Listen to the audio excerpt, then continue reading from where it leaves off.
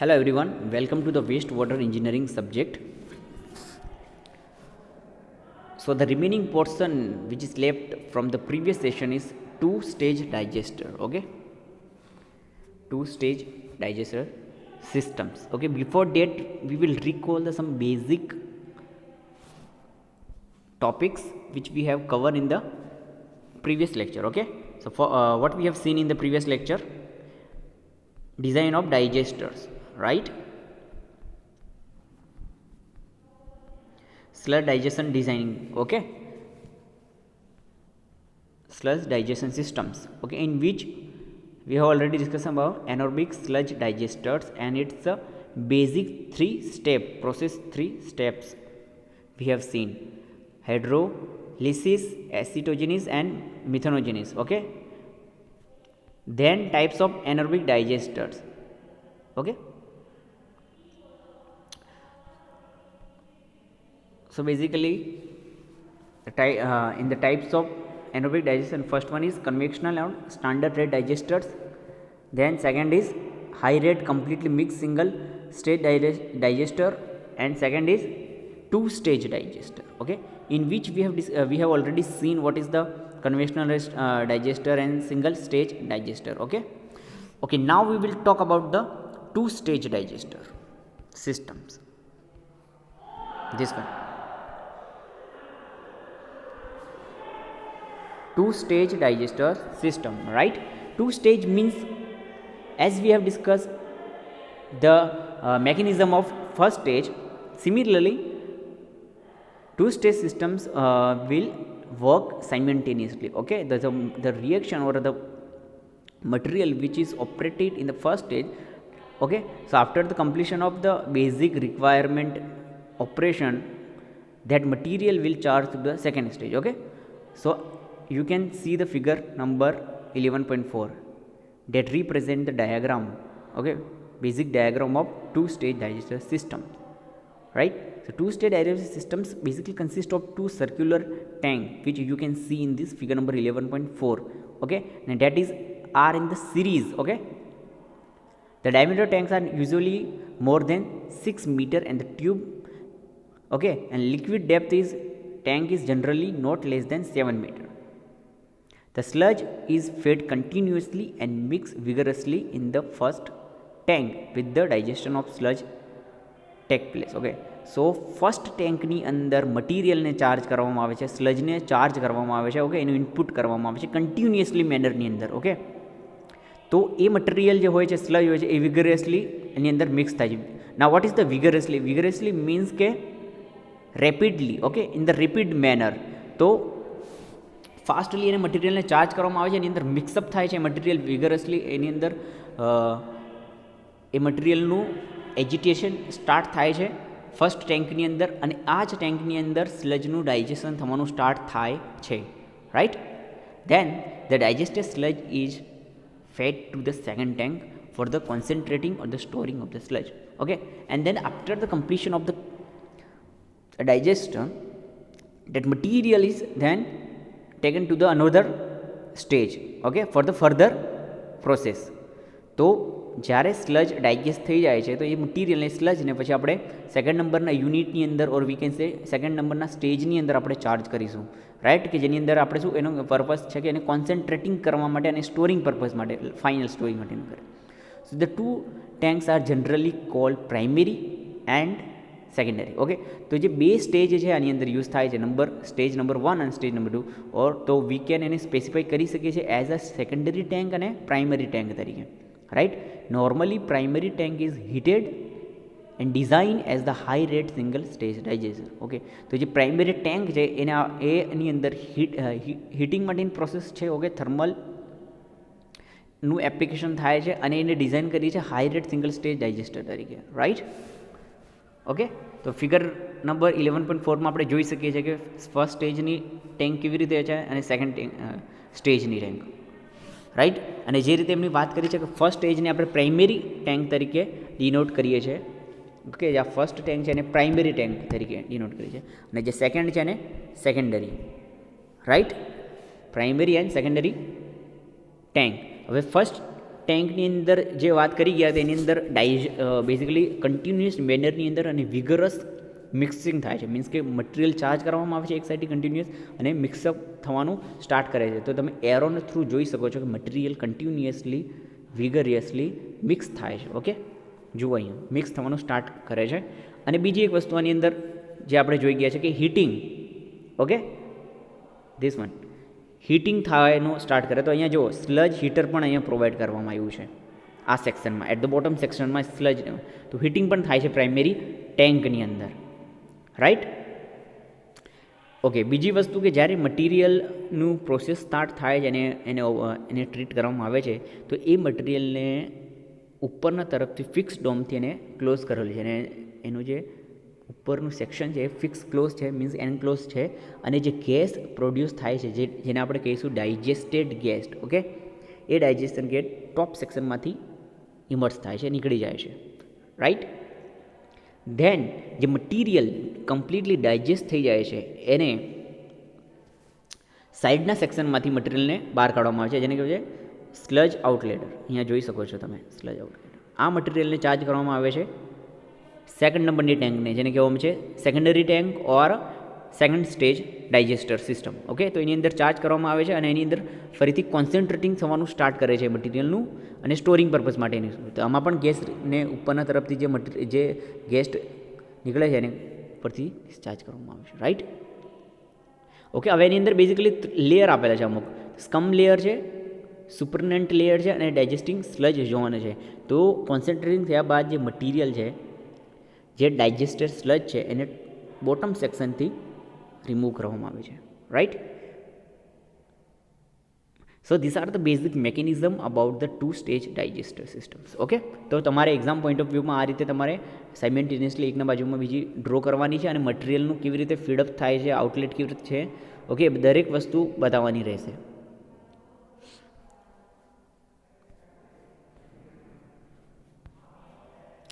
In the case of two-stage digester system, any open tank or lagoon can be the used as the secondary tank, and however, these two systems is rarely used nowadays. Okay, તો two stage digester સિસ્ટમની અંદર જે tank હોય છે એને, okay, તે જે secondary ટેન્કને open tank કીધી છે. ઓકે, બીજી એક વસ્તુ યાદ રાખવા જેવી છે આની અંદર કે ફર્સ્ટ ટેન્ક છે એનું એન સાયક્લોન જે ઉપરનું ટોપ સેક્શન છે કવરઅપ છે. સેકન્ડ ટેન્કની અંદર કેવું છે એ ઓપન કન્ડિશનની હોય છે, બેઝિકલી ફૂલ્લી કવરઅપ હોતી નથી, રાઈટ. ને બીજી વસ્તુ એક કે આ જે પ્રકારની ટેન્ક હોય છે ટુ સ્ટેજ એ રેરલી યુઝ થાય છે નાવડે, અત્યારે ઓછું થવાનું સ્ટાર્ટ કરે છે. ધ રીઝન ઇઝ કે એડવાન્સ ટેકનોલોજી અને એડવાન્સ ઇક્વિપમેન્ટની અંદર જે અપડેટેશન આવ્યા છે, મોડિફિકેશન, એના કારણે જે અત્યારની જે નવી પ્રોસેસ છે એડવાન્સ એ વધારે ઇફેક્ટિવ છે as compare to the previous two stage digester system માટે. ઓકે, તો આ નાવડે રેરલી યુઝ થવાનું થાય છે. Now we will see the design consideration. Okay, design consideration. તો ડિઝાઇન કન્સિડરેશનનો ટોપિક કઈ વસ્તુ સાથે ડીલ કરે છે? તો બેઝિકલી જે કેપેસિટી હોય છે, ઓકે, ડાયજેસ્ટર સિસ્ટમ્સની, એને એસ્ટિમેટ કરવા માટે, કેપેસિટીને ફાઇન્ડ કરવા માટે કઈ કેપેસિટીનું હોવું જોઈએ એના માટેના કન્સિડરેશન, મીન્સ કે બેઝિક કયા પોઈન્ટ્સ આપણે યાદ રાખવાના છે, કયા પોઈન્ટ્સને આપણે કન્સિડર કરવાના છે એ જોવાનું છે. Okay, the design of the sludge digester involved mainly the determination of its size and capacity. Okay, જે રીતે મેં તમને કીધું કે determination of size, કેપેસિટીને સાથે ડીલ કરે છે. The major factors on the which the digestion capacity depends and required due considerations are as follows. Okay, અને બેઝિક ફેક્ટર્સ કયા અફેક્ટ કરશે ડાયજેશન સિસ્ટમ્સ માટેના કન્સિડરેશન માટે એ જોઈએ આપણે. તો ફર્સ્ટ છે moisture end total solid content of sludge. તો સ્લજની અંદર જે મોઇશ્ચર કન્ટેન્ટ છે એ કેટલું હશે, ટોટલ સોલિડ કન્ટેન્ટ કેટલું છે, તો એ વસ્તુને પણ કન્સિડર કરવાની છે. ઓકે, વોટર કન્ટેન્ટ ઓછું હોવું જોઈએ એ બધી વસ્તુ છે, અથવા જો હોય તો એને ટ્રીટમેન્ટ આપીને રિમૂવ કરવાનું હોય છે એ સ્લજને, રાઈટ. તો ફર્સ્ટ પોઈન્ટ છે moisture or total solid content. Then fraction of fixed, we can say organic and volatile, that means organic and inorganic solid in the total solid of sludge. Okay, fraction એટલે ભાગ. Okay, તો organic material અને solid material અને inorganic solid material એ બંનેનું composition, એનું fraction કેટલું છે એ, રાઈટ. તો સેકન્ડ પોઈન્ટ છે fraction of solid fix organic material. Then specific gravity of solid. that will include total, fixed and volatile solid and sludge, right? Then concentration of suspended solid in the raw material or influent. Concentration કેટલી છે સોલિડની. then suspended solid removal efficiency of the primary and secondary classifier. then hydraulic and mean cell retention time of sludge in the digesters. then plant operating temperature, right? કે operating temperature કેટલું રાખવાનું છે પ્લાન્ટનું, એ મટીરિયલને sustain કરવા માટે કેટલું reaction time રાખવાનું છે, કેટલું ઓપરેટિંગ ટાઈમ રાખવાનું છે એ. તો આ બેઝિક ફેક્ટર્સને કન્સિડર કરીને ડિઝાઇન કરવામાં આવે છે. ઓકે,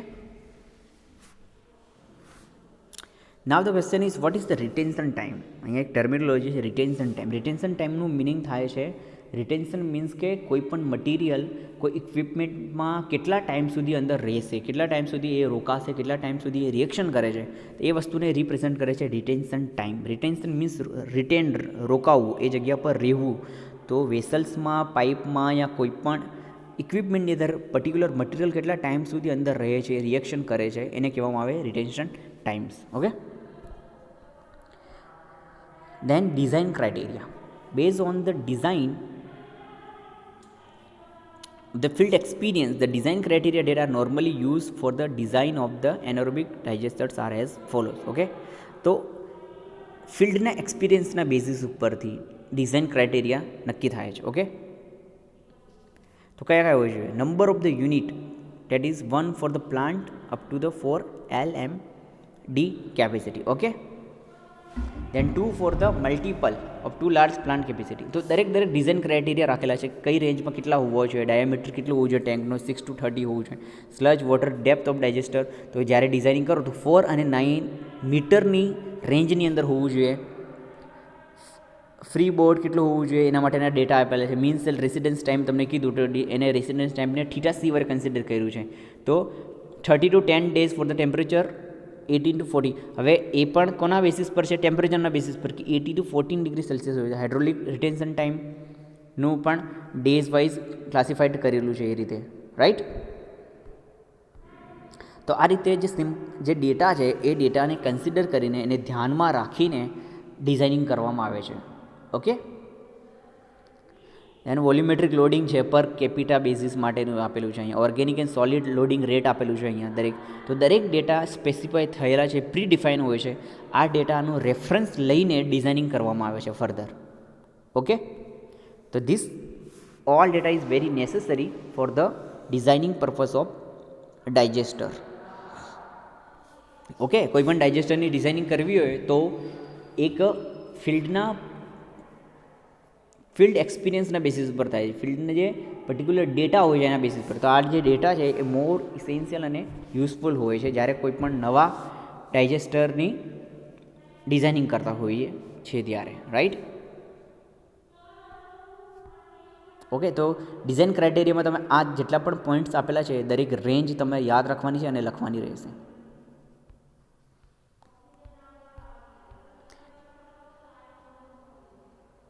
ડિઝાઇન મેથડ, કયા ટાઈપની મેથડો યુઝ થાય છે ડિઝાઇનિંગ માટેની. ઓકે, અને એ પણ અલગ અલગ બેસિસ ઉપર હોય છે, right? Anaerobic digesters are design on the basis of following empirical relation that has been develop in the field. પહેલી મેથડ છે design base on the mean cell residence time. Okay, તો આની અંદર જે મેથડ છે એના એક્ઝામ્પલ એટલા પર પર્ટિક્યુલર યાદ રાખવાની તમારે જરૂર, તમારે થિયોરિટિકલ પોર્શન જે હોય છે એ કવર થઈ જવું જોઈએ exam point of view. Numericals basically આ બુકના તમારે રિફર કરવાની જરૂર નથી એક્ઝામના point. Okay, method number 1, design base on the mean cell residence time.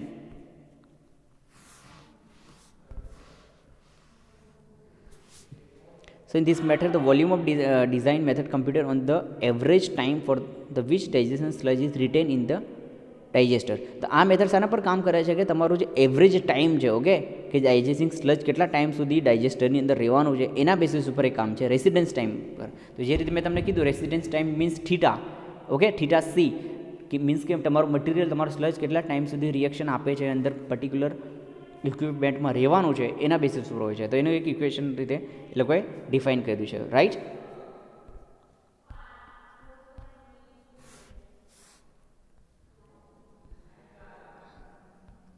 Than design on the volatile solid loading. તો તમારા દરેકને ખાલી ટાઇટલ લખી દેવાના છે કે ડિઝાઇન મેથડ નંબર 1 તો બેઝ ઓન રિટેન્શન ટાઈમ. તો રિટેન્શન ટાઈમમાં લખી દેવાનું કે the material which will retain in the particular sludge digester that will define its designing. Okay, કે કયું મટીરિયલની કેરેક્ટર છે અલગ અલગ હોય છે, કેટલા ટાઈમ સુધી એ રિટેન કરશે એના બેસિસ ઉપર હોય. મેથડ નંબર 2માં તમે લખી શકો કે જે ડિઝાઇન હોય છે એ વોલેટાઇલ સોલિડ લોડિંગના રેટ ઉપર હોય છે. Okay, in this method the volume of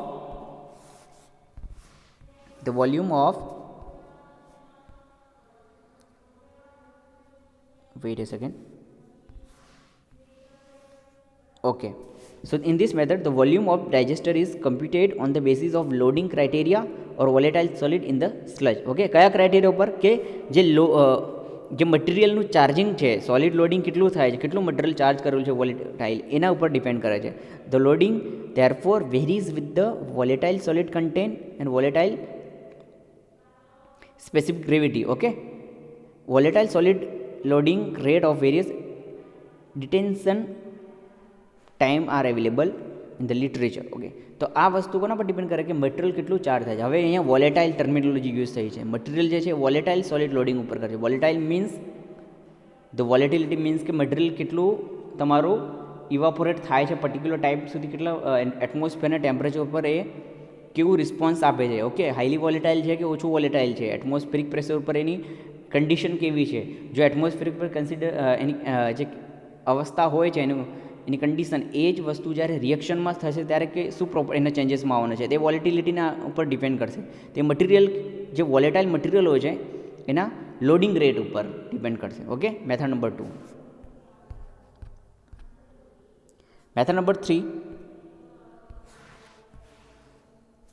design on પર capital volumetric loading rate. Okay, volumetric loading rate ની અંદર. In this method the volume of digester is computed on the basis of per capital contribution of some cubic meter of digester volume. Volumetric loadings are per capital basis are reported in literature. હવે આની અંદર કેટલું કીધું કે તમારું જે loading જે volume છે, વોલ્યુમેટ્રિક રેટ છે, તમારું જે ડાયજેસ્ટર છે એનું વોલ્યુમ કેટલું છે, એની કેપેસિટી કેટલી છે, ઓકે, કેટલા ક્યુબિક મીટર છે એ કવર કરે છે, તો એના ઉપર ડિપેન્ડ કરશે. તો એક પર્ટિક્યુલર સાઇઝના અકોર્ડિંગ કેટલું મટીરિયલ તમે સ્લજ ચાર્જ કરી શકો છો એની અંદર એ ડિપેન્ડ કરે છે મેથડ નંબર 3 ની અંદર. And last method number 4. Okay, તો મેથડ નંબર 4 છે on the basis of volume reduction in the digester. In this method the volume of digester is computed on the basis of the observation that the volume of remaining sludge decreasing exponentially in the digesters. Okay, during the sludge stabilization, and the based on this knowledge the use of empirical formula developed. તો આની અંદર શું કીધું છે કે volume reduction in the digester. તો તમારું જે સ્લજ છે, જે મટીરિયલ છે, જે રહી જાય છે, જે રિમેનિંગ સ્લજ છે એ કેવી રીતે ડિક્રીઝ થાય છે. ઓકે, એની અંદર ડિક્રીઝ થાય છે exponentially in the digester. Okay, during the sludge stabilization. તો એ વસ્તુનો ઉપર ડિપેન્ડ કરે છે તમારી method number 4, volume reduction in digestion. Means કે સ્લજનું જે વોલ્યુમ રિડક્શન થાય છે, જે ડિક્રીઝ થાય છે after the completion of the process.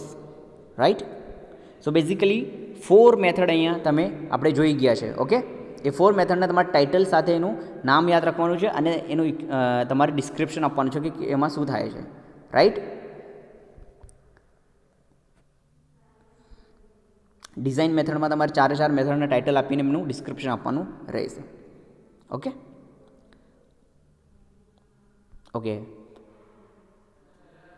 સો આ સેશનમાં આપણે એટલું ડિસ્કશન કરી ગયા છે અને ચેપ્ટર અહીંયાથી તમારું ડિઝાઇનિંગ પોર્શન જે સ્લજ ડાયજેસ્ટરના યુનિટ છે એ પૂરું થાય છે. Okay, thank you.